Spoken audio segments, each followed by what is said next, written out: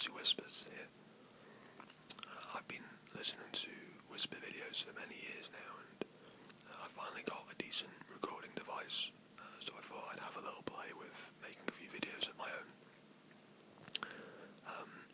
What I thought that I would do is combine a few of the things that I'm already doing at the moment, which is a lot of reading on comparative religion and philosophy, because that's what I'm studying at the moment.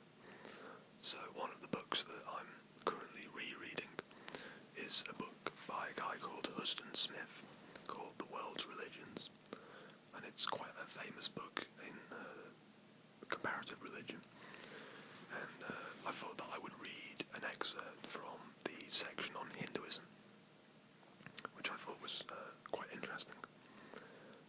I think maybe some of the other videos that I might do in the future are part whisper videos that people might find relaxing, hopefully, but also partly as a way for me to get my thoughts clear on some of these topics that I might then be writing about later.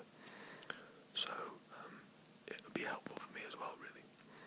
But it would be certainly interesting to hear people's thoughts about this stuff as well, if you find it interesting. So the section that I thought that I would read today is within the chapter of Hinduism, and the heading begins, "What People Really Want."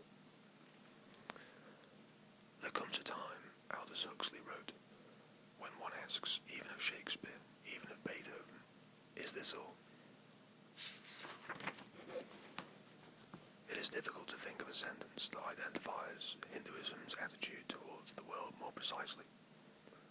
The world's offerings are not bad. By and large, they are good. Some of them are good enough to command our enthusiasm for many lifetimes. Eventually, however, every human being comes to realize with Simone Weil that there is no true good here below, that everything that happens to be good in this world is finite, limited, wears out, and once worn out, leaves necessity exposed in all its nakedness. When this point is reached, one finds oneself asking, even of the best this world can offer, is this all? This is the moment Hinduism has been waiting for.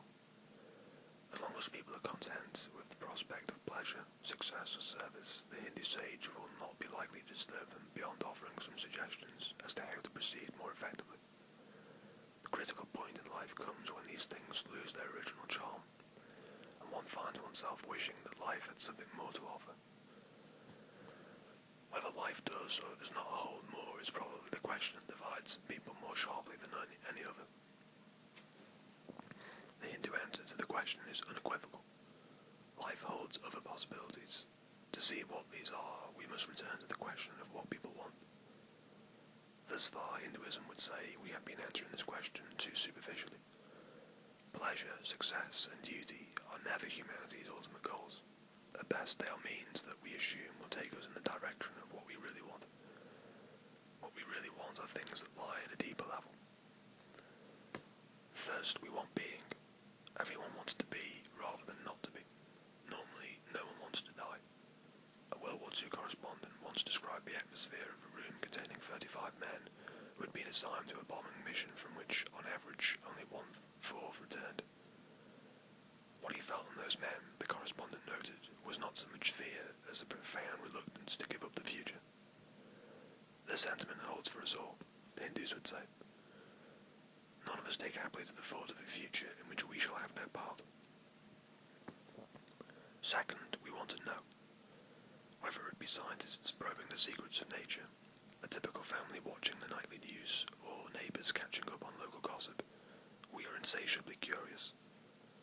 Experiments have shown that even monkeys will work longer and harder to discover what is on the other side of a trapdoor than they will for either food or sex. The third thing people seek is joy, a feeling that is the opposite of frustration, futility, and boredom. These are what people really want, to which we should add, if we are to complete the Hindu answer, that they want these things infinitely. A distinctive feature of human nature is its capacity to think of something that has no limits, the infinite. This capacity affects all human life, as D. Chirico's painting, Nostalgia of the Infinite,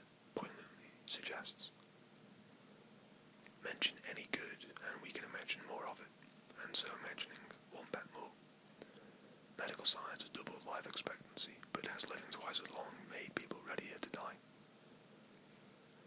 To state the full truth, then, we must say that what people would really like to have is infinite being, infinite knowledge, and infinite bliss. They may have to settle for less, but this is what they really want. To gather the wants into a single word, what people really want is liberation. Release from the finitude that restricts us from the limitless being, consciousness, and bliss our hearts desire. Pleasure, success, responsible discharge of duty, and liberation. We have completed the circuit of what people think they want and what they want in actuality. This takes us back to the staggering conclusion with which our survey of Hinduism began. What people most want, that they can have. Infinite being, infinite awareness, and infinite bliss are within their reach. Even so, the most startling statement yet awaits. Not only are these goods within people's reach, says Hinduism, people already possess them. For what is a human being? A body, certainly, but anything else? A personality that includes mind, memories, and propensities that have derived from a unique trajectory of life experiences. This too, but anything more? Some say no, but Hinduism disagrees. Underlying the human self and animating it, it is a reservoir of being that never dies, is never exhausted, and is unrestricted in consciousness and bliss. This infinite centre of every life, this hidden self, or Atman, is no less than Brahman, the Godhead. Body, personality, and Atman Brahman, a human self, is not completely accounted for until all three are noted. But if this is true, and we really are infinite in our being, why is this not apparent?